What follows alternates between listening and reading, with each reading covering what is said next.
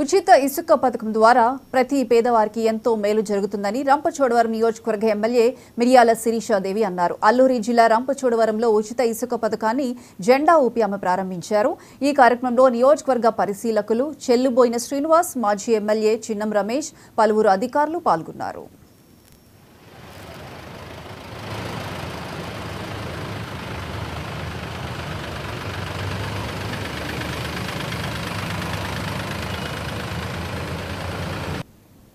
మన ఆంధ్రప్రదేశ్ రాష్ట్రంలో ఈరోజు ఉచిత ఇసుక పాలసీ తేవడం నిజంగా అభినందనీయమండి.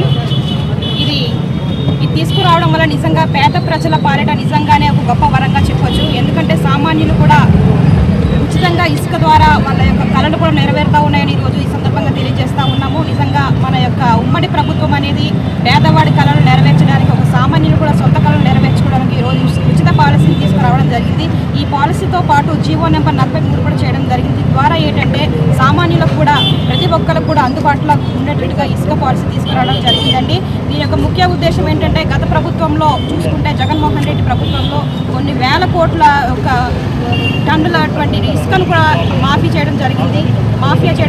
జగన్మోహన్ రెడ్డి ప్రభుత్వంలో జగన్ అండ్ కో బ్యాచ్ మొత్తం కొన్ని కోట్ల ఇసుకను దోచుకొని తద్వారా ఎలా అంటే రాష్ట్రంలో మొత్తం సర్వనాశనం చేసేశారు.